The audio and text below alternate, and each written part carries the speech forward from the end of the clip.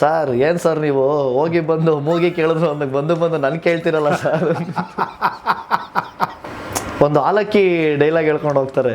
ಅದು ಸಿನಿಮಾ ನೋಡಿ ಇಬ್ರು ಹೀರೋಗಳು ಫೋನ್ ಮಾಡಿದಾಗ ಬ್ರದರ್ ಡೈಲಾಗು ಅಂತ ಅಂದ್ರೆ ಪ್ರತಿ ಲೆಂತ್ ಡೈಲಾಗ್ ಹೇಳಿರೋದು ಧ್ರುವ ಸರ್ ನೋಡಿದೀವಿ. ಆದ್ರೆ ಅದ್ರಲ್ಲಿ ಒಂದು ಪೈನ್ನ ಹೇಳಿದಾರಲ್ಲ ಮನುಷ್ಯ ಅದು ಅಂತ ಅಂದ್ಬಿಟ್ಟು. ಅದ್ರಲ್ಲಿ ರಣಹದ್ದು ಪ್ರೇಮ್ ಸರ್ ಅವರು ಎಂಟೈರ್ ಅಯೋಧ್ಯೆ ಯಾವಾಗ ಬೂಮ್ ಆಯ್ತು ಸರ್, ಎಂಟೈರ್ ಇಂಡಿಯಾ ಕೂಗಿದ್ರು ಸರ್, ಜೈ ಶ್ರೀರಾಮ್ ಜೈ ಶ್ರೀರಾಮ್ ಜೈ ಶ್ರೀರಾಮ್, ರಾಮಭೂಮಿ ಅಯೋಧ್ಯೆ, ನಮ್ಮ ಮಣ್ಣು ನಮ್ಮ ಜನ ನಮ್ಮ ತನ ಅಂದ್ಬಿಟ್ಟು ಯಾವಾಗ ಕೂಗಿದ್ರು ಹಿಡ್ದ ಸರ್ ಮನುಷ್ಯ ಅಂತಾರಲ್ಲ ಹಂಗೆ ಹಿಡಿದ್ರು ಸರ್ ಪ್ರೇಮ್ ಸರ್.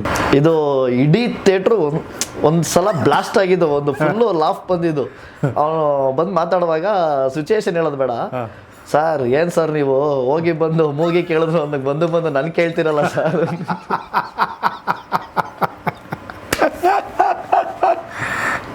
ಅದು ಎಕ್ಸ್ಪೀರಿಯೆನ್ಸ್ ಹೆಂಗಿತ್ತು ಅಂದರೆ ಆ ಸೀಕ್ವೆನ್ಸೇ ತುಂಬ ಮಜವಾದ ಸೀಕ್ವೆನ್ಸು. ಮೇಲಾಗಿ ಆ ಮ್ಯಾನರಿಸಮು ನನಗೆ ಯಾವಾಗ ನೀವು ಕ್ಯಾಮ್ರಾನ ತುಂಬ ಹತ್ತಿರದಲ್ಲಿ ನೋಡಿ ಪ್ರೀತಿಸೋಕೆ ಶುರು ಮಾಡ್ತಿರಲ್ಲ, ಕ್ಯಾಮ್ರಾ ನಿಮಗೆ ಅಷ್ಟೇ ಕನೆಕ್ಟ್ ಆಗುತ್ತೆ. ಹೌದು. ಆ ಪರ್ಟಿಕ್ಯುಲರ್ ಸೀನ್ ಹೆಂಗಿತ್ತು ಅಂತ ಅಂದರೆ ಆ ಸೀನು ತುಂಬ ದೊಡ್ಡ ಸೀನು ಮಾಡುವಾಗಲೇ ಪ್ರೇಮ್ ಸರ್ ಕಂಪೋಸ್ ಮಾಡ್ಬಿಟ್ರು. ಮಗ ಫಸ್ಟ್ ಮೂಮೆಂಟ್ಸ್ ಎಲ್ಲ ಫಸ್ಟ್ ಇತ್ತಾಗಿತೀನಿ ಅವೆಲ್ಲ ಏನೂ ಇಲ್ಲ ಮಗ, ಇಲ್ಲಿ ಶುರುವಾಗುತ್ತೆ ಸೀನು, ಇಲ್ಲಿ ಬಂದು ನಿಲ್ಲುತ್ತೆ, ಇದ್ರ ಮಧ್ಯೆ ಒಂದೇ ಬ್ರೆತ್ತಲ್ಲಿ ಮಾಡಬೇಕು. ಓಕೆ. ಎಂಟೈರ್ ಆರ್ಟಿಸ್ಟು ಪೊಲೀಸ್ನವ್ರಾಗಿರ್ಬೋದು, ರಿಯಾಕ್ಷನ್ಸ್ ಆಗಿರ್ಬೋದು, ಅವೆಲ್ಲ ಒಂದೇ ಸಲ ಕಂಪೋಸ್ ಮಾಡಿದ್ದು. ಒಂದು 2 ಸಲ ಟೇಕಿಂಗ್ಸ್ ತಗೊಂಡು ನಾವು ರಿಹರ್ಸ್ ಎಲ್ಲ ಮಾಡ್ಕೊಂಡು ಆಮೇಲೆ ಒಂದೇ ಟೇಕು. ರವಿಶಂಕರ್ ಸರ್ ಆಗಿರ್ಬೋದು, ಧ್ರುವ ಸರ್ ಪರ್ಫಾರ್ಮೆನ್ಸು ಆ ಸೀನಲ್ಲಂತೂ ತುಂಬ ಜನ ಮಾತಾಡೋರು ನನಗೆ ಫೋನ್ ಮಾಡಿ, ಏನು ಗುರು ಈ ನನ್ನ ಮಗನ ನೋಡ್ರೆ ಅನ್ಸುತ್ತೆ ಗುರು, ಏನು ತರಲೇ ನನ್ನ ಮಗ ಅವನೇ ಗುರು ಇವರು. ಅಷ್ಟು ದೊಡ್ಡ ಪೊಸಿಷನ್ ಇರೋನ್ಗೆ ಹೋಗ್ಬಿಟ್ಟು ಗಾಬರಿ ಆಗ್ಬಿಟ್ರು ಸರ್ ನಿಮ್ಮ ಥರ ಅಂತನಲ್ಲ ಇವನು.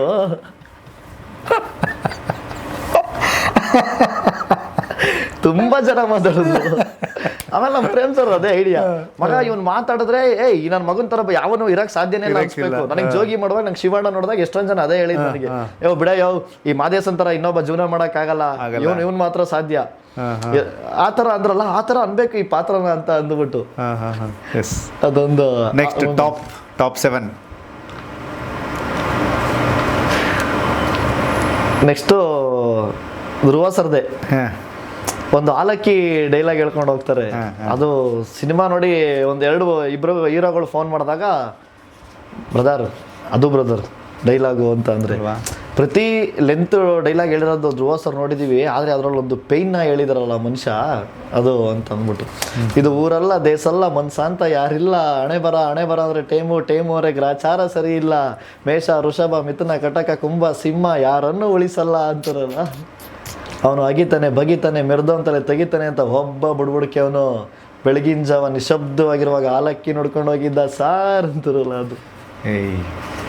ಆ ಇಂಟೋನೇಷನ್ ನೋಡಿ, ಅಂದರೆ ಡಿಸೈನು ಹೇಳೋ ರೀತಿ ಇತ್ತು ನಮ್ಮ ಹತ್ರ, ಯಾವ ಥರ ಹೇಳ್ತಾನೆ ಅಲ್ವಾ ಅನ್ನೋದೊಂದು ಬೇಕಿತ್ತು ನಮಗೆ. ಅವಾಗ ಇದನ್ನು ಯಾರ ಕಡೆಯಿಂದ ಹೇಳಿಸ್ಬೋದು ಅಂದಾಗ ಅಲ್ಲೊಂದು ಪಾತ್ರ ಡಿಸ್ಕಷನಲ್ಲಿ ಅದೊಂದು ಪಾತ್ರ ಹುಡ್ತು ನಮಗೆ. ಅವಾಗ ಆ ಪಾತ್ರನ ಕನೆಕ್ಟ್ ಮಾಡಿದಾಗ ಅವನು ಯಾರೇ ಸಾಯಿಸಕ್ಕೆ ಬಂದರೂ ಕೂಡ ಅವ್ನು ಸಾಯಿಸ್ತಾನೆ. ಆಲ್ರೆಡಿ ಎಲ್ಲ ನೋಡಿರೋ ಥರ ಅವನ್ನ ಯಾರು ಸಾಯಿಸಕ್ಕೆ ಬಂದರೂ ಸಾಯಿಸ್ತಾನೆ, ಅವ್ರು ಯಾವ ರಾಶಿಯಲ್ಲಿದ್ರೂ ಪರವಾಗಿಲ್ಲ. ಮ್ಯಾಟ್ರೇ ಅಲ್ಲ ಅದು ಗುರು. ನಾನು ರಾಜಯೋಗದಲ್ಲಿ ಇದ್ದೀನಿ, ಗಜಕೇಸರಿ ಯೋಗದಲ್ಲಿ ಇದ್ದೀನಿ, ನಾನು ಇಲ್ಲಿದ್ದೀನಿ, ನನ್ನ ಟೈಮ್ ಚೆನ್ನಾಗಿದೆ, ಏನೂ ಗೊತ್ತಿಲ್ಲ ಅಲ್ಲ. ನೀನು ಆಪೋಸಿಟ್ ನಿಂಬೆಹಣ್ಣಿದೆ, ಅವು ಯಾವ ಸೀನೇ ಇಲ್ಲ. ನಾನು ಆ ದೇವ್ರಿಗೆ ಪೂಜೆ ಮಾಡಿಸ್ಕೊಂಡ್ ಬಂದಿದ್ದೀನಿ, ಇಲ್ಲಿ ತಡ ಹೊಡ್ಸ್ಕೊಂಡ್ ಬಂದಿದ್ದೀನಿ, ಏನೂ ಇಲ್ಲ. ನೀನ್ ಏನಾದ್ರೂ ಆಗಿರೋ ಅವ್ನ ಮುಂದೆ ಬಂದ್ರೆ ನೀನ್ ಸತ್ತೆ ಅಷ್ಟೇ ಅನ್ನೋದು ಸ್ಟೇಟ್ಮೆಂಟ್. ಟಾಪ್ 8ಗಿಂತ ಮುಂಚೆ ಒಂದು ಸೀನ್ ಬಗ್ಗೆ ನಾನು ಮಾತಾಡ್ತೀನಿ. ಸುದೀಪ್ ಅವರ ಎಂಟ್ರಿ ಫಸ್ಟ್ ಆಫ್ ಆಲ್ ಒಂದು ವಿಷಯ ಸಣ್ಣದಾಗಿ ಬಂದೋಗುತ್ತೆ. ಬಟ್ ಕ್ಲೈಮ್ಯಾಕ್ಸಲ್ಲಿ ಆ ರಾಮನ ಮೂರ್ತಿ ಒಬ್ಬ ಸ್ವಾಮೀಜಿ ಒಬ್ಬರ ಸಂತರ ಕಡೆಯಿಂದ ಅವ್ರ ಕೈಗೆ ಬರುತ್ತೆ, ಅದನ್ನ ಹಿಡಿತಾರೆ. ಅಲ್ಲಿ ಒಂದು ಯಾವುದೊಬ್ಬ ಫೈಟ್ರ್ ಬಂದಾಗ ಅವನ ತಲೆಗೆ ಹೊಡೆದು ತೆಂಗಿನಕಾಯಿ ಹೊಡಿತಾರೆ, ಅದ್ರ ಮೇಲೆ ನೀರು ಹಾಕ್ತಾರೆ. ಅದು ಅಂದರೆ ಎಳೆನೀರಿನ ಅಭಿಷೇಕ ಆಗುತ್ತೆ, ಬಟ್ಟೆ ಸುತ್ತಾರೆ. ಹಿಂಗೆ ಕಟ್ಕೋಬೇಕಾದ್ರೆ ಅದೇ ಫ್ರೇಮಲ್ಲೇ ಹಂಗೆ ಧ್ರುವ ಎಂಟ್ರಿ ಕೊಡ್ತಾರೆ. ನನ್ನ ಪರ್ಸ್ಪೆಕ್ಟಿವ್ ಇಲ್ಲಿ ರಾಮನ್ನ ಕಾಲಭೈರವ ಇಟ್ಕೊಂಡ್ರೆ ರಾಮನಿಂದ ಆಂಜನೇಯ ಬಂದರು ಅಂತ. The whole idea was solid. ಅದ್ರ ಬಗ್ಗೆ ಮಾತಾಡಿ. ಅಂದರೆ ಆಲ್ರೆಡಿ ಜನ ಎಂಜಾಯ್ ಮಾಡ್ತಾರೆ, ನಾನು ಅದನ್ನು ನೀವು ಡೈರೆಕ್ಟಾಗಿ ನೋಡಿರೋದ್ರಿಂದ ಅದನ್ನು ಕೇಳ್ತಿರೋದು. ಅಂದರೆ ಆ ಪಾತ್ರ ಡಿಸೈನ್ ಆದಾಗ್ಲೇ ಕಾಲಭೈರವ ಏನಕ್ಕೆ ಫೇಮಸ್ಸು ಕಾಲಭೈರವ ಅಂತ ಅಂದ್ಬಿಟ್ಟು ಫಸ್ಟು ಅದ್ರ ಮೇಲೆ ಒಂದಷ್ಟು ಸ್ಟಡಿ ಮಾಡಿದ್ವು ನಾವು. ಸ್ಟಡಿ ಮಾಡಿದ ಪ್ರೇಮ್ ಸರ್ ಏನಂದ್ರು, ಮಗ ಇವನ್ನ ವಾರಣಾಸಿ ಬ್ಯಾಕ್ಡ್ರಾಪಲ್ಲಿ ತೋರ್ಸೋಣ ಅಂತ. ನಮ್ಮ ಪಾರ್ಟು ಕತೆಗೆ ಕನೆಕ್ಟೆಡ್ ಅದನ್ನು ಆ ಥರ ಅಲ್ಲಿ ಕನೆಕ್ಟ್ ಮಾಡಿದಾಗ ಸುದೀಪ್ ಸರ್ಗೊಂದು ಮಾಸ್ ಎಲಿಮೆಂಟ್ಸ್ ಬೇಕು. ಸುದೀಪ್ ಸರ್ ಬರ್ತಾರೆ, ಒಂದು 50 ಜನಕ್ಕೆ ಹೊಡಿತಾರೆ, ಎಲ್ಲ ಸ್ಟೈಲು ಮಾಡಿಬಿಟ್ಟಿದ್ದಾರೆ ಸರ್, ಎಲ್ಲ ಭಾಷೆಯಲ್ಲೂ ಮಾಡಿಬಿಟ್ಟಿದ್ದಾರೆ, ಎಂಟೈರ್ ಇಂಡಿಯಾ ಫ್ಯಾನ್ಸ್ ಇದ್ದಾರೆ ಅವರಿಗೆ. ಬಟ್ ಸುದೀಪ್ ಸರ್ ಅಂದ್ರೇ ಒಂದು ಸ್ಟೈಲಿಶ್ ಹೀರೋ, ಅದ್ರ ಮಧ್ಯೆ ಒಂದು ಎಮೋಷನ್ ಏನೋ ಕನೆಕ್ಟ್ ಮಾಡ್ಬೇಕು ನಾವು ಅಂತ ಒಂದು ಡಿಸ್ಕಸ್ ಹೋದಾಗ ಒಂದಷ್ಟು ಟಾಪಿಕ್ಗಳು, ಒಂದಷ್ಟು ಎಲಿಮೆಂಟ್ಸ್ಗಳು ಎಲ್ಲ ಡಿಸ್ಕಸ್ ಮಾಡ್ತಾ ಮಾಡ್ತಾ ಮಾಡ್ತಾ ಆ ಟೈಮಲ್ಲಿ ಅಯೋಧ್ಯೆ ಬೂಮ್ ಆಯಿತು ಸರ್. ಪ್ರೇಮ್ ಸರ್ ಪಟ್ ಅಂತ ಕ್ಯಾಚ್ ಮಾಡಿದ್ರು. ಅದು ಒಬ್ಬ ನಿರ್ದೇಶಕನ ತಾಕತ್ತು ಸರ್, ನಿರ್ದೇಶಕನ ತಾಕತ್ತು ಅದು ಸರ್. ಎಲ್ಲೋ ರೋಡಲ್ಲಿ ಹೋಗ್ತಿರ್ತೀವಿ, ಯಾರೋ ಕುಡಿದ್ಬಿಟ್ಟು ಏನೋ ಮಾತಾಡ್ತಿರುವಾಗ ಏನೋ ಅಂದಾಗುರು ಅವ್ನ ಮಾತು ಸಕ್ಕತ್ತಿದೆ ಗುರು ಅಂತಾರಲ್ಲ, ಅಷ್ಟು ಒಂಥರ ರಣಹದ್ದು ಕ್ಯಾಚ್ ಮಾಡುತ್ತಲ್ಲ ಸರ್. ಅದು ಒಂದ್ಸಲ ಇಳಿತೈತೆ ಅಂದರೆ ಬೇಟೆ ಆಡುತ್ತೆ ಅಂತಾರಲ್ಲ, ಆ ಥರ ಕಾಯ್ತಾ ಇದ್ದ ಏನಾರು ಸಿಗುತ್ತಾ ಅನ್ನೋ ಥರ. ಅದರಲ್ಲಿ ರಣಹದ್ದು ಪ್ರೇಮ್ ಸರ್ ಅವರು ಎಂಟೈರ್ ಅಯೋಧ್ಯೆ ಯಾವಾಗ ಬೂಮ್ ಆಯಿತು ಸರ್, ಎಂಟೈರ್ ಇಂಡಿಯಾ ಕೂಗಿದ್ರು ಸರ್, ಜೈ ಶ್ರೀರಾಮ್ ಜೈ ಶ್ರೀರಾಮ್ ಜೈ ಶ್ರೀರಾಮ್, ರಾಮಭೂಮಿ ರಾಮಭೂಮಿ ಅಯೋಧ್ಯೆ, ನಮ್ಮ ಮಣ್ಣು ನಮ್ಮ ಜನ ನಮ್ಮ ತನ ಅಂದ್ಬಿಟ್ಟು ಯಾವಾಗ ಕೂಗಿದ್ರು ಹಿಡ್ದ ಸರ್ ಮನುಷ್ಯ ಅಂತಾರಲ್ಲ, ಹಂಗೆ ಹಿಡಿದ್ರು sir Prem sir. Great history ಅಲ್ಲ ವಿಷಯ. ಹಿಡಿದ್ಬಿಟ್ಟು ಅದ್ರ ಮೇಲೆ ಡಿಸೈನ್ ಮಾಡಿದ್ರು ಸರ್. ಒಂದಷ್ಟು ಹಿಂಗಿರುತ್ತೆ ಹಿಂಗಿರುತ್ತೆ ಏನೇನು ಆಗ್ಬೋದು ಅಂತ ಅಂದ್ಬಿಟ್ಟು ತುಂಬ ದೊಡ್ಡ ಸೀಕ್ವೆನ್ಸು. ಅದು ನಿಮಗೆ ಮುಂದಿನ ದಿನದಲ್ಲಿ ಬೇರೆ ಥರನೇ ಅಲ್ವಾ? ಇಲ್ಲ ಒಂದು ಸ್ಪೆಷಲಿ ಆ ಪರ್ಟಿಕ್ಯುಲರ್ ಸೆಗ್ಮೆಂಟ್ನೇ ವಾವ್ ಅಂತ ಫೀಲ್ ಮಾಡಿದಂಥವ್ರು. ಹೌದು, ಇವತ್ತು ಜನ ಬೇರೆ ಏನು ಬೇಕಾಗಿಲ್ಲ ಸರ್, ಆ ರಾಮಮೂರ್ತಿ ಒಂದು ಸುದೀಪ್ ಸರ್ ಕೈ ಹಿಂಗೆ ಬೀಳುತ್ತೆ ಅಲ್ವಾ, ಫಿದಾ ಸರ್ ಜನ. ಜೈ ಶ್ರೀರಾಮ್ ಅಷ್ಟೇ. ಆ ರಾಮನೇ ಬಂದು ಥಿಯೇಟ್ರಲ್ಲಿ ಕುತ್ಕೊಂಡ ಅನ್ಸುತ್ತೆ, ಆ ಥರ ಒಂದು ಅನುಗ್ರಹ. ಟಾಪ್ 8 ಧ್ರುವ ಸರ್ ಹೇಳೋದು. ನೀವು ಮಚ್ಚಲಕ್ಷ್ಮಿ ಬರ್ತಾ ಇಲ್ಲ. ಓಕೆ ಇರಲಿ, ಹೇಳಿ. ಮಚ್ಚಲಕ್ಷ್ಮಿದು ಆಲ್ರೆಡಿ ಫುಲ್ ಟ್ರೆಂಡು ಸರ್. ಸೇರಿಸ್ಲಾ ಜನನ, ಹೇಳಲ್ವಾ ತುಂಬಿನ, ಹಾಕಿಸ್ಲಾ ಬೆಂಕಿನ, ನಾನು ಅವ್ರಿಗೆ ಕಳಿಸ್ದೆ. ಮೇಡಮ್ ಕಳಿಸ್ಬಿಟ್ಟು, ಏನ್ ಮೇಡಮ್ ಫುಲ್ಲು ಟ್ರೆಂಡಲ್ಲಿ ನಿಮ್ಮ ಡೈಲಾಗೆ ಓಡ್ತಾ ಇದೆ ಅಂತ ಅಂದ್ಬಿಟ್ಟು ಕಳಿಸಿದೆ, ನಿಮ್ಮ ಅಭಿಮಾನಿ ಕಣಕೋ ಅಂದ್ಬಿಟ್ಟು. ಮೇಲಾಗಿ ಸ್ಟೈಲ್ಗಳಂತಂದಾಗ ಫಾರ್ ಎಕ್ಸಾಂಪಲ್ ಒಬ್ಬ ಹೀರೋ ಅಥವಾ ಒಬ್ಬ ಹೀರೋಯಿನ್ನು, ಒಬ್ಬ ಮೇನ್ ವಿಲನ್ನು ಅಥವಾ ಮೇನ್ ಸ್ಟ್ರೀಮಲ್ಲಿ ಬರುವಂಥ ಒಂದಷ್ಟು ಪಾತ್ರಗಳು ಅಂತ ಅಂದ್ಕೊಳ್ಳಿ, ಅವರ ಸ್ವ್ಯಾಗು ಅವರ ಸ್ಟೈಲ್ಗಳೇ ನಿಮಗೆ ಟ್ರೆಂಡ್ ಆಗುವಂತಹ ಈಗಿನ ಕಾಲಘಟ್ಟದಲ್ಲಿ ಗುರು ಜಡೆ ಕೂಡ ಟ್ರೆಂಡ್ ಮಾಡ್ತಾರೆ. ಫಸ್ಟ್ ಫ್ರೇಮಲ್ಲೇ ಠಣಕ್ಕಂಗೆ ಬರುತ್ತೆ. ಹೌದು, ಅಂದರೆ ಅವರು ಆ ಥರ ಕಾಣಿಸ್ಬೇಕು ಅಂತ ನಾನು ತುಂಬ ಸಲ ಹೇಳ್ತೀನಿ ಅವ್ರಿಗೆ. ತುಂಬ ಹೈಪರ್ ಆಕ್ಟಿವ್ ಕ್ಯಾರೆಕ್ಟರ್ ಅದು.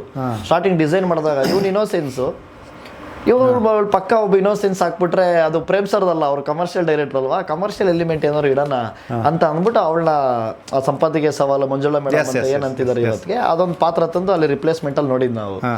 ಆ ಜಾಗಕ್ಕೆ ಇವ್ರು ಮಾಡಿದ್ರೆ ಚೆನ್ನಾಗಿರುತ್ತೆ ಅಂತ ಅಂದ್ಬಿಟ್ಟು, ಅದರಲ್ಲಿ ಅವಳಿಗೊಂದು ದಿಮಾಕ್ ಏನಕ್ಕೆ ಇರುತ್ತೆ, ಬೇರೆ ಸ್ವಲ್ಪ ಹುಡುಗಿರಿಗಿಂತ ಏನೋ ಇರಬೇಕಾಗುತ್ತೆ. ಜೆನ್ಸಿ ಹುಡುಗಿರೆಲ್ಲ ಕಟಿಂಗ್ ಎಲ್ಲ ಮಾಡಿಸ್ಕೊಂಡು ಸ್ಟೈಲಿಶ್ ಆಗಿರ್ತಾರಲ್ಲ, ಆಗಿನ ಕಾಲದಲ್ಲಿ ಹೆಂಗಿದ್ರು 80s ಅಲ್ಲಿ ಅಂದರೆ ಉದ್ದ ಜಡೆ ಇರೋ ಅಂತ ಅವಳಿಗೆ ಅದೇ ದಿಮಾಕು.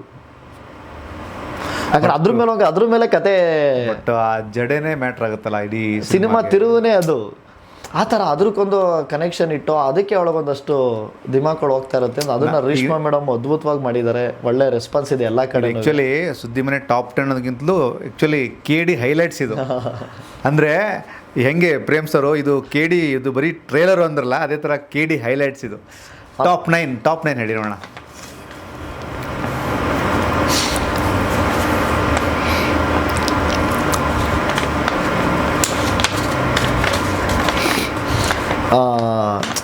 ಅಂದರೆ ತಮ್ಮ ಅಣ್ಣನ ಬಗ್ಗೆ ಮಾತಾಡೋದು.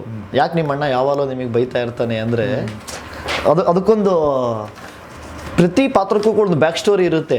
ಅದನ್ನು ನಾವು ತೋರಿಸ್ತೀವೋ ಬಿಡಿಸ್ತೀವೋ, ಅದನ್ನು ರೈಟ್ರಾಗಿ ಅದನ್ನು ಹೇಳೋದು ಒಂದು ಕರ್ತವ್ಯ. ಆ ಥರ ಒಂದು ಪ್ಲೇಸ್ಮೆಂಟಲ್ಲಿ ಬರೋವಂಥ ಡೈಲಾಗು ನಮ್ಮವ್ವ ಹೇಳ್ತಾ ಇದ್ಲು, ಅಣ್ಣ ತಮ್ಮ ಅಂದರೆ ಜೋಡೆತ್ತಿದ್ದಂಗೆ ಸಮವಾಗಿ ಎಳ್ಕೊಂಡು ಹೋಗ್ಬೇಕು ಕಂದ ಅಂತ. ಅಂದರೆ ಮನೆ ಬ್ಯಾಲೆನ್ಸ್ ಮಾಡೋದ್ರ ಬಗ್ಗೆ ಅವನು ಮಾತಾಡ್ತಾನೆ. ತುಂಬ ಜನ ಸಿನಿಮಾ ನೋಡಿದವರು ಅಣ್ಣ ತಮ್ಮನ ಪ್ರೀತಿನ ತುಂಬ ಎಮೋಷನ್ ಆಗಿದ್ದಾರೆ. ಎಕ್ಸಾಂಪಲ್ ನನಗೆ ತಮ್ಮ ಇದ್ದಾನೆ. ಇವಾಗ ನಾನು ಸಿನಿಮಾ ಅದು ಇದು ಒಂದು ಬೇರೆ ಕೆಲಸಗಳಿಗೆ ನಾನು ಹೋಗಿದ್ದಾಗ ಅವನು ಅಣ್ಣ ಆಗಿದ್ದಾನೆ ಎಷ್ಟೋ ಸಲ. ಅವ್ನು ಮನೆಗೋಸ್ಕರ ನಿಂತಿದ್ದಾನೆ. ಆ ಸಿನಿಮಾಗಳನ್ನ ನೋಡುವಾಗ ಆ ಜಾಗಕ್ಕೆ ನಿಂತಿರೋದನ್ನ ನಾವು ರಿಸೆಂಬಲ್ ಮಾಡ್ಕೊತೀವಲ್ಲ, ಅವಾಗ ಒಬ್ಬ ತಮ್ಮ ಹೇಳೋ ಅಂಥದ್ದು. ಮೇಲಾಗಿ ತುಂಬ ಸಾಧಕರ ಜೊತೆ ಹುಟ್ಟಿದಂತಹ, ವಿಶೇಷವಾಗಿ ರಕ್ತ ಹಂಚ್ಕೊಂಡು ಹುಟ್ಟಿದಂಥವ್ರು ಅನ್ಟೋಲ್ಡ್ ಹೀರೋಗಳಾಗಿರ್ತಾರೆ. ಹೌದು, ನೀವು ಹೇಳಿದ್ರಲ್ಲ, ನೀವು ನಿಮ್ಮ ಮಾತು ನಂಗೆ ಇಷ್ಟ ಆಯ್ತು. ನನ್ನ ಆಬ್ಸೆನ್ಸಲ್ಲಿ ನನ್ನ ತಮ್ಮ ಅಣ್ಣ ಆಗ್ತಾನೆ. ಹೌದು ಹೌದು ಸರ್, ಅದು ನಿಜ. ಗ್ರೇಟ್. ಎಷ್ಟೋ ಸಲ ಇವಾಗ ನಾನು ಎಲ್ಲೋ ಶೂಟ್ಗೆ ಹೋಗಿರ್ತೀನಿ ಹೊರಗಡೆ, ಇವಾಗ ಒಂದು ಬಾಂಬೆಗೋ ಹೈದ್ರಾಬಾದ್ಗೋ ನಾವು ಬೇರೆ ಬೇರೆ ಕೆಲಸದ ಮೇಲೆ ಹೋಗಿರ್ತೀವಿ. ಆ ಟೈಮಲ್ಲಿ ನಮ್ಮ ತಂದೆಗೆ ಹುಷಾರಿರಲ್ಲ, ಇಲ್ಲ ಆಫೀಸಲ್ಲಿ ಯಾವುದೋ ಮೀಟಿಂಗಲ್ಲಿ ಇರ್ತೀವಿ, ಫೋನ್ ಮಾಡ್ತಿರ್ತಾರೆ, ಸೈಲೆಂಟ್ಗೆ ಹಾಕಿರ್ತೀವಿ. ಆ ಟೈಮಲ್ಲಿ ನಾವು ರಿಪ್ಲೈ ಮಾಡೋಕ್ಕಾಗಲ್ಲ. ಅವಾಗ ನನ್ನ ತಮ್ಮ ಅಣ್ಣ ಆಗ್ಬಿಡ್ತಾನೆ ಸರ್. ಅವನು ನನಗೊಂಥರ ಧೈರ್ಯ, ನನಗೆ ಅವನಿದಾನಲ್ಲ ಅಂತ. ಅವನು ಬೇರೆ ವರ್ಕ್ ಮೇಲೆ ಏನೋ ಹೊರಗಡೆ ಇದ್ದರೆ ನಮ್ಮ ಫ್ರೆಂಡ್ಸ್ ಇದ್ದಾರೆ, ಅವ್ರು ಸಾಥ್ ಕೊಡ್ತಾರೆ. ನಮ್ಮ ಅಣ್ಣ ಇದ್ದಾರೆ, ನಮ್ಮ ಕಸಿನ್ ಬ್ರದರ್ಸ್ ಇದ್ದಾರೆ, ಅವರೆಲ್ಲ ಬಂದು ನಿಂತ್ಕೊತಾರೆ. ಆ ಥರ ಅಣ್ಣ ತಮ್ಮ ನಿಂತಾಗಲೇ ಒಂದು ಫ್ಯಾಮಿಲಿ ಬ್ಯಾಲೆನ್ಸ್ ಆಗೋದು. ನಿಜ ನಿಜ ನಿಜ. ಅದನ್ನು ನಾವು ಸಿನಿಮಾದಲ್ಲಿ ಹೇಳೋಕೆ ಇವತ್ತೇನು ಹೊರಟಿದ್ವೋ ಆ ತಾಟು ಜನಗಳಿಗೆ ತುಂಬ ಇಷ್ಟ ಆಗೋಗ್ಬಿಡ್ತು. 1000 ಜನ ಆಸ್ತಿಗೋಸ್ಕರ ಕಿತ್ತಾಡಿರ್ತಾರೆ, ತಾಯಿನ ಹೊರಗಡೆ ಹಾಕಿರ್ತಾರೆ. ಎಲ್ಲ ನಾವು ಸಾಂಗಲ್ಲಿ ಹೇಳ್ಕೊಬಂದಿದ್ದೀವಿ, ಒಂದು ಫ್ಯಾಮಿಲಿಲಿ ಏನೇನು ನಡೀತದೆ ಅಂತ. ಹೊಸದೇನೂ ಇಲ್ಲ ಸರ್, ನಿಮ್ಮ ಮಧ್ಯೆ ಇರೋ ಫ್ಯಾಮಿಲಿ ವಿಚಾರನ ನಿಮಗೆ ಹೇಳಿದ್ದೀವಿ. ನಿಜ ನಿಜ. 1000 ಮನಸ್ತಾಪ ಇರಲಿ, 1000 ಬೇಜಾರಿರಲಿ, ನಿಮ್ಮ ರಕ್ತ ನಮ್ಮ ತನ ಅನ್ನೋದು ಏನಿರುತ್ತೋ ಅದಕ್ಕೋಸ್ಕರ ನಾವು ನಿಂತ್ಕೊಳ್ಳೇಬೇಕು ಅನ್ನೋದೇ KD ಸಿನಿಮಾ.